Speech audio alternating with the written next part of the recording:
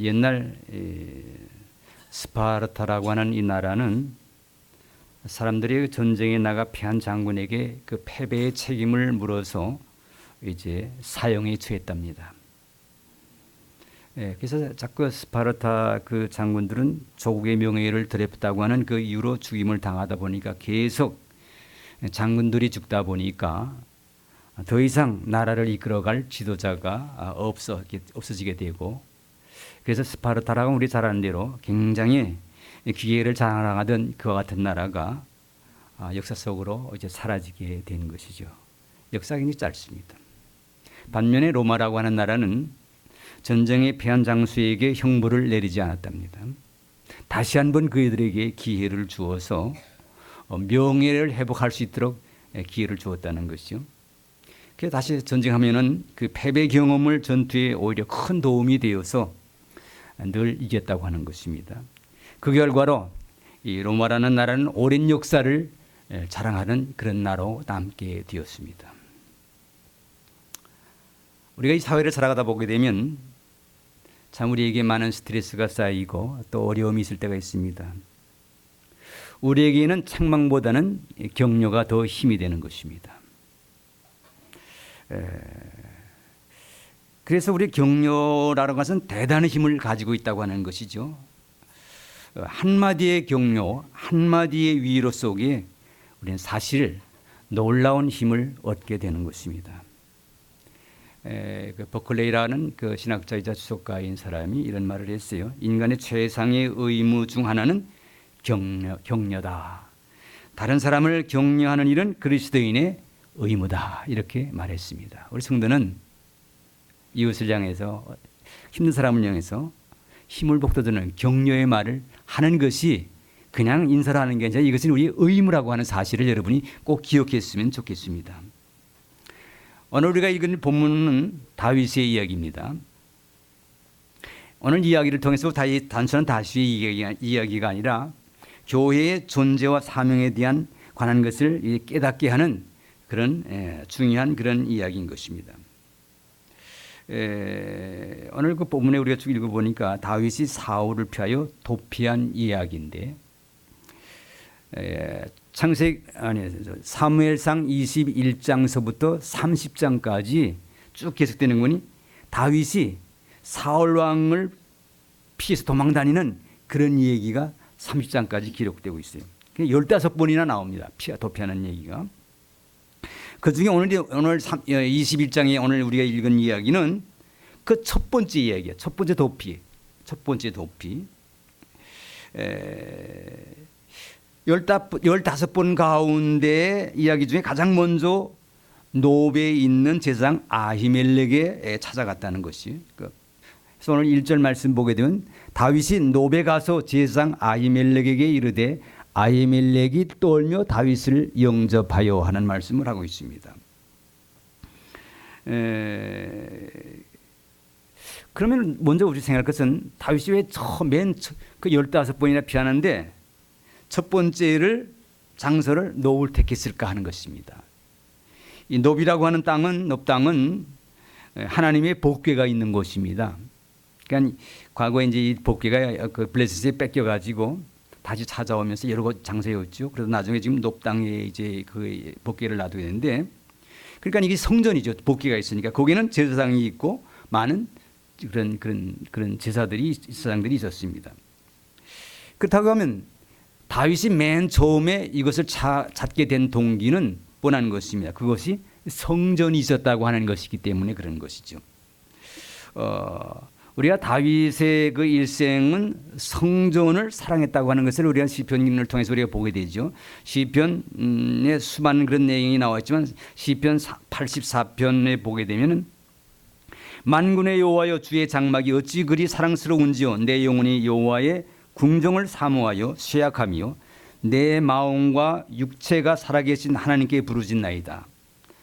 주의 궁전에서 한날이 나의 다른 곳에서 첫날보다 나은즉 악인의 장막에 사는 것보다 내 하나님의 성전에 문지기로 있는 것이 좋사오니 하는 그런 고백을 하는 것을 보게 됩니다. 그래서 성전을 사모했기 때문에 그 많은 어려운 환경 중에서도 이제 제일 처음으로 다윗은 높당을 가장 먼저 찾아오게 되었다라고 하는 것입니다. 다윗에게서는 정말 아주 절박한 심정으로 거기에 갔습니다. 거기 가면 정말 안전하겠다고 하는 마음으로 찾아간 것이죠. 여러분들이 오늘도 교회를 찾아온 이유가 무엇입니까? 우리 대부분의 교회를 찾는 심정은 정말 다윗처럼 절박한 심정으로 더 이상 다른 길이 없다고 하는 그런 절박한 가운데 하나님께 가지 않으면 이 문제를 해결할 수 없다고 하는 이런 심정으로 여러분이 찾아오지 않았습니까? 그때 하나님은 여러분을 만나주시고 여러분에게 큰 힘과 위로와 격려를 주실 줄로 믿습니다. 근데 오늘 보게 되면 반물이 다윗을 그 제사장이 환대하는데 여기 보면 1절에 보면 아히멜렉이 떨며 다윗을 영접했다 그런 말. 떨며 영접했다. 그러니까 우리 생각에는 다윗을 두려워서 떨었다는 그런 생각인데 사실 이 원문은 그런 식이 아니고 떨었다고 하는 것은 이것은 환영했다는 거, 영접했다고 환영했다는 것이죠. 격려했다고 하는 것입니다. 그래서 이제 다윗이 아히멜렉으로부터 이제 영접을 받지요. 환대를 받습니다.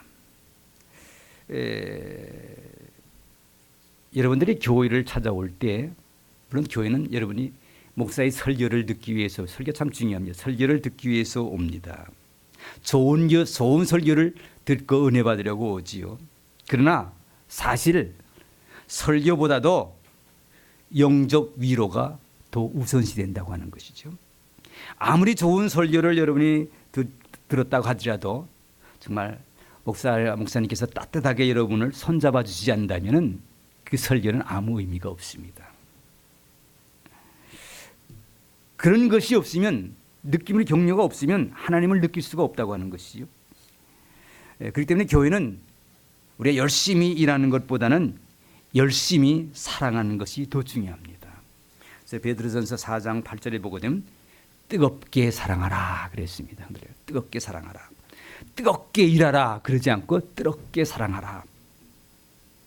그래서 우리 신철원 교회는요 나오게 되면 예배 시간에 일단은 자 옆에 사람들 보고 사랑합니다 하십시오 하고 사랑한다고 그러고 껴안으라고 그러고 이제 그런 얘기를 많이 해요. 그런데 저는 좀 보수적이어 돼서 옛날 사람이 돼서 그런 게 참 싫어요. 뭐 꼭 말로 사랑한다야 사랑하는 겁니까?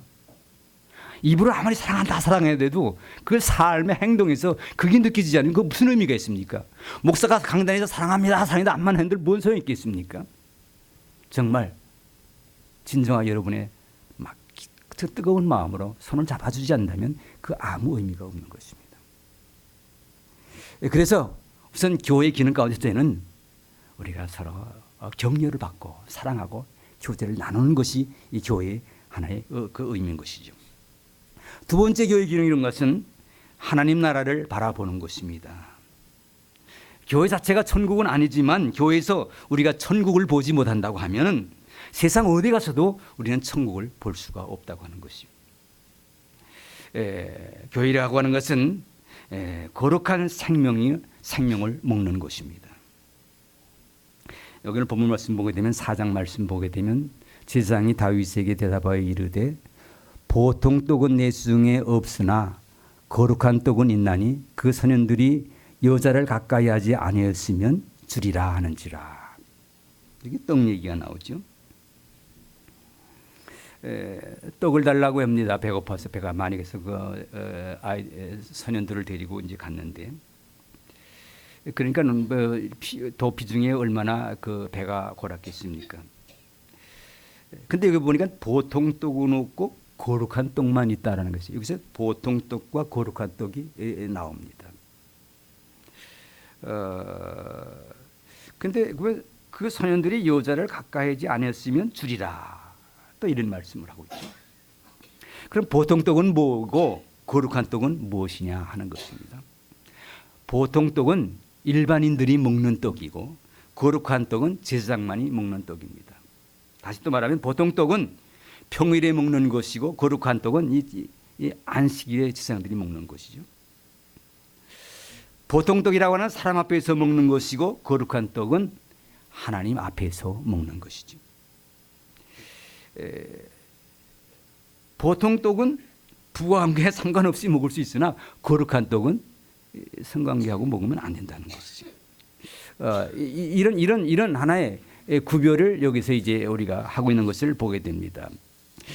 결론적으로 우리가 이 말씀 통해서 우리가 하고자 하는 말은 뭔가면 보통 떡은 그냥 떡을 먹는 것이고 거룩한 떡은 그냥 우리의 거룩을 먹는 것이다라는 것입니다. 재미있는 것은 다윗이 제사장이 아니었기 때문에 보통 떡을 먹으면 안 되지요. 그래서 거룩한 떡이 없어서 보통 떡이 없어 거룩한 떡을 이제 먹었던 것입니다. 여기서 무슨 얘기를 하는가 하면은 교회는 다만 우리가 위로받는 것 이상이라는 거예요. 위로받는 것만으로 가서 이상이라는 거죠. 세상 살기 힘들어 교회 나온 것 우리가 맞지만 위로받기 위해서 여러분들이 교회 나온 건 많지만 교회 오는 사람들은 목사가 엎드려서 여러분들을 환영하고 손잡아 주는 건 맞지만 그러나 그것 이상의 거룩한 떡을 먹는다는 상징성이 있다고 하는 것입니다. 그러니까 교회라고 하는 것은 먹는 것이 다른 것입니다. 성경이 말하고자 하는 것은 떡이 아니라 떡을 통해 말하는 메시지가 있는데 그것이 무엇이냐? 생명이라고 하는 것입니다. 우리는 보통 육의 양식만 먹어요. 이것까지 우리 생명이 돼. 우리는 우리 교회에서 와서는 생명을 먹어야 한다는 것이죠. 참 진리를 먹어야 한다는 것입니다. 육이 먹어야 살듯이 우리 생명도 먹어야 사는 것입니다. 그래서 요한복음 6장 48절에 보면 내가 곧 생명의 떡이로다 그렇게 말해요. 그 요한복음 6장에 보게 되면 55절에 내 살은 참된 양식이요 내 피는 참된 음료로다. 그 생명을 먹고 마셔야 한다 이렇게 말씀. 그러니까 거기에 보게 되면 요한복음 6장에 보니 그 먹는다는 말을 주님께서 10번이나 합니다. 먹으라는 거예요. 나를 먹으라는 것이면 결국 이 교회가 세상과 다른 것은 교회가 생명을 가지고 있다고 하는 것입니다. 이 생명이신 예수님을 떡처럼 여러분들이 먹어야 한다는 것입니다.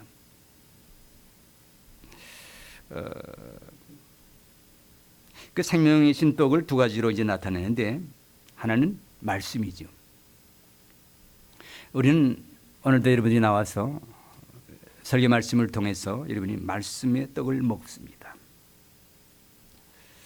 또 우리 성경에 보게 되면 그 요한계시록에 요한에게 말하기를 갖다 먹어버리라 내 배에선 쓰나 내 입에선 달리라 하는 말씀을 합니다. 말씀이라는 것은 배에서 쓰다는 무엇입니까? 말씀 우리가 소화해야 되지 않습니까? 사랑하라 들었어요. 사랑하는 말 좋지요. 그러나 사랑하라는 말을 우리가 소화하려면 실제로 우리가 그런 삶을 사는 이게 쉬운 거 아니에요. 쓰다는 거예요. 그러나 결국은 그렇게 할 때 우리가 달다는 것은 유익하다는 말씀. 우리 먹어야 되는 거예요. 그래서 먹어야 되는 것은. 우리의 문제가 무엇입니까? 말씀이 없어서가 아니라 여러분 말씀에 대한 영적적인 기갈과 갈망이 진정으로 없다고 하는 것입니다. 오늘 우리 현대인들은 요즘은 말씀을 드리는 어느 데서도 우리 들을 수 있지 않습니까? 제가 그 어렸을 때만 해도요. 여자들은 그렇게 말씀이 귀하지 않았습니까? 그래서 어디서 한번 부흥회한다고 하면 그냥 그때쯤 올라가서 그 말씀을 드리라고 진짜 사모하는 마음으로 가서 그냥 떡 받아 먹듯이 그냥 이렇게 먹습니다. 근데 요즘은 너무나 말씀이 흔해요. 그래서 시시한 설교를 들으면 그걸 설교라고 하나 그래가지고 듣지도 않습니다. 그러니까 목사들이 점점 설교하기가 힘들어지는 거예요. 설교 준비를 많이 해야 돼. 또 기도를 많이 해야 됩니다. 감동이 되지 않습니다. 여러분 말씀 얼마나 달게 먹습니까? 갈급한 마음. 그거 없으면 죽겠다는 그런 심정으로. 저희 아버님이 60년도에 춘천제일교회에서 장로 장립을 받았습니다. 그때만 해도 말씀에 대한 기갈이 많은 때였는데 그때 장로 장립을 하게 되면 그 여자들은 성도들은 바깥에 나가서 음식을 전부 요즘은 또 몇 시간 그 전에 전부 해야 되니까 얼마나 바쁩니까? 근데 그 당시에 황금찬 목사님이라고 하시 여러분들 안 보잘 모르겠는데 돌아가신 분인데 유명한 그런 봉사죠.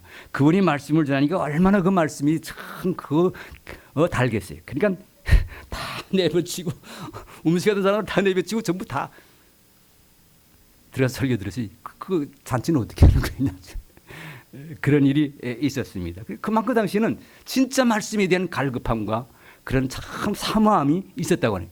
여기에 진정한 은혜가 있게 되는 것이. 그래서 뿔보다 더 달다고 하는 말을 하게 되는 것이. 이것이 우리가 먹는 떡이고 또 하나는 우리가 먹는 것인데 성찬을 먹이게 성찬 때 우리가 떡과 포도즙을 우리가 이제 먹죠.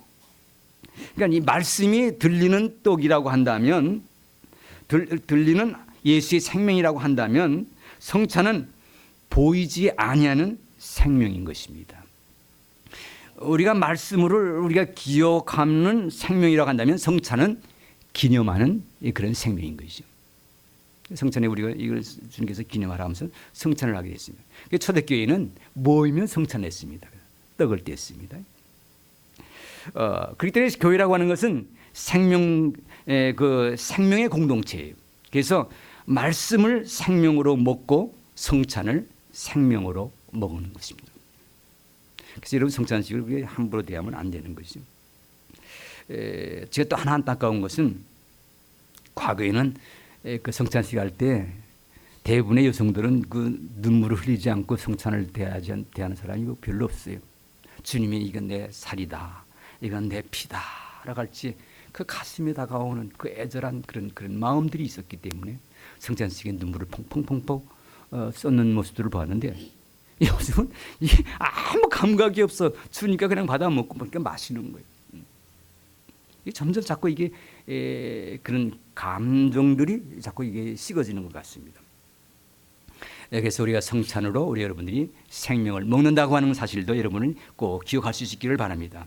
그래서 이 교회의 과제는 둘이 있는데 어떻게 내가 예수님의 생명을 소유할 것이냐, 먹음으로 설교하는 것이죠. 그 다음에 또 어떻게 예수의 생명을 흘러가게 할 것이냐. 그러니까 생명은 들어오는 것과 나가는 것이 있습니다. 우선 생명이 우리가 들어와야 돼요. 들어온 건 중요한 겁니다. 그러나 더 중요한 것이 흐르게 해야 된다는 것이죠. 제가 몇 주 전에 아브라함의 복의 통로에 대해서 말씀을 했습니다. 아브라함의 복이라고 하는 것은 복의 통로였다. 통로가 뭐냐? 나 혼자 누리는 게 아니라 그것이 흘러가게 한다는 거예요. 여러분 복의 통로입니다. 나를 통해서 나만 그 복을 누리는 것이 아니라 이것이 이웃에게 전달되도록 흐르게 하는 것. 이것이 바로 복의 통로라는 것이죠. 그러므로 우리는 이 통로 역할을 여러분들이 잘 하실 수 있기를 바라는 것입니다. 그 다음에 이제 그 7절 말씀을 보게 되면은 그날에 사울의 신하 한 사람이 여호와 앞에 머물러 있는데 그는 도액이라 이름하는 에돔 사람이요 사울의 목자장이었더라. 그 도액이라고 하는 사람이 이제 등장을 합니다. 이제 우리 반대로 도액은 하나의 사울의 비밀 첩보원이에요. 비밀 첩보원인데, 근데 본문에 참 재미있는 표현이 있는데 그가 여호와 앞에 머물러 있었다 그렇게 표현되어 있죠. 여호와 앞에 머물러 있었다. 여호와 앞에 머물러 있던 그가 어떤 일을 했는가 하면 그 일을 갖다가 이제 사울에게 밀고하여서 그것 다윗에게 떡 주었던 제사장 85명을 전부 죽이게 합니다. 이게 도액이라고 하는 사람이 한 일이지요.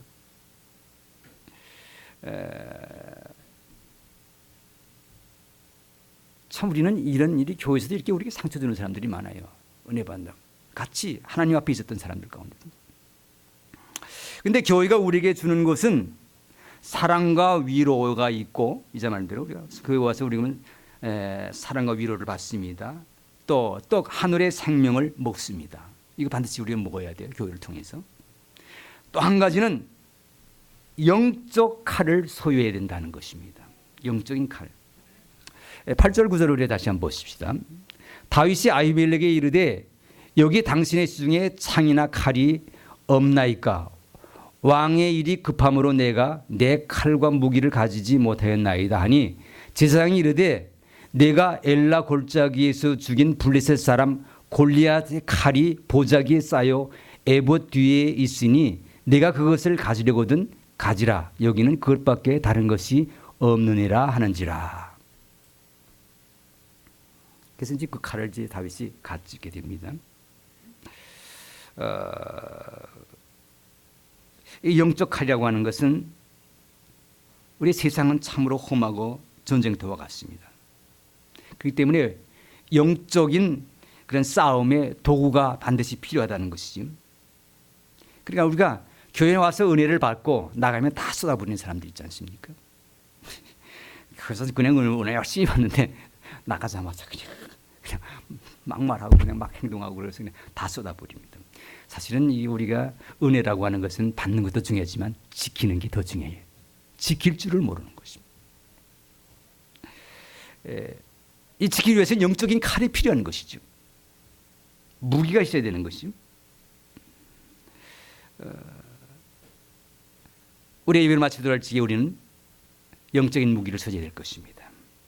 결국 우리는 하늘을 향해서는 천국의 열쇠를 우리가 가지는 것이고 세상을 향해서는 승리의 칼을 가져야 된다는 것입니다.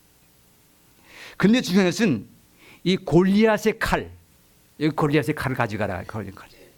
그럼 다윗이 골리앗과 싸워서 이겼습니까? 졌습니까? 예? 몰라요? 아, 이거 뭐 전혀 우리 평양교인들이 실력이 대단하지 형편없네요. 싸웠는지 졌는지 이긴지도 몰라. 다윗과 싸워서 이겼어요. 이미 이긴 칼이. 그러니까 이 말은 무엇인가니 우리 예수를 믿는 자에게는 이미 승리가 보장되어 있다고 하는 것입니다. 우리의 싸움은 이긴 싸움이에요. 요한복음 16장 30절을 보게 되면 세상에서는 너희가 환난을 당하나 담대하라 내가 세상을 이겼노라. 우리 세상에 어려움이 많아요. 그러나 그것 때문에 여러분은 두려워할 필요가 없다는 것입니다. 왜? 우리는 담대해야 이긴 싸움을 싸워요. 주님께서 우리를 대신해서 이겼습니다. 주님께서 십자가에 지시면 다 이루었다고 말씀하셨습니다. 우린 승리한 사람들이 두려워할 필요가 없습니다. 우리의 무기는 바로 이와 같은 믿음을 소유하는 것입니다. 이제 말씀을 맺겠습니다.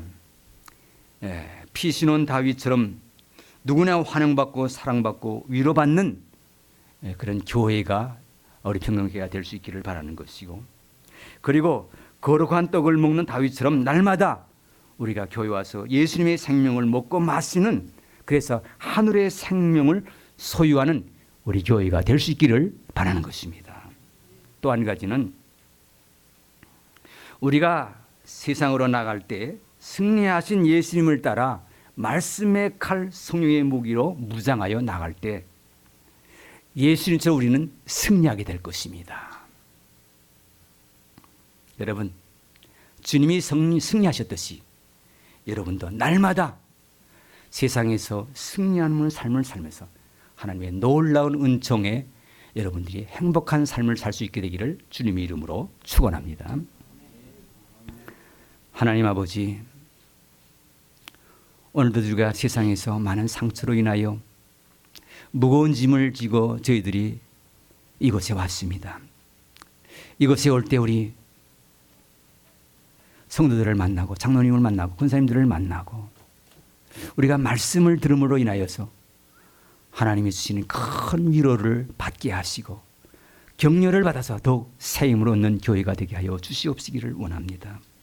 하나님, 또 우리가 교회 와서 우리가 말씀을 먹는 생명의 떡을 먹는 그런 일에 게으르지 않도록 하나님 저들을 보살펴 주시옵시기를 원합니다. 그래서 영적으로 살아 움직이는 교회가 되도록 역사하여 주시옵소서. 뿐만 아니라 우리가 평강교회를 통해서 우리 평강의 성도들을 통해서 이웃에 복음이 흘러가는 그런 놀라운 역사가 일어나서 교회가 날로 성장하고 부흥하는 교회가 될 수 있도록 하나님 축복하여 주시옵소서. 사랑하신 아버지 하나님, 우리 담임 목사님이 오랫동안 이렇게 강단을 비운 가운데 있사오니 하나님 능력의 손으로 붙잡아 주시옵시고 더 영적으로 충만하게 하여 주셔서 주님 속기 돌아오게 하셔서 우리 사랑하는 성도들을 잘 목양할 수 있도록 하나님 크신 은혜로 도와요 주시옵소서. 예수님의 이름으로 기도드리옵나이다. 아멘.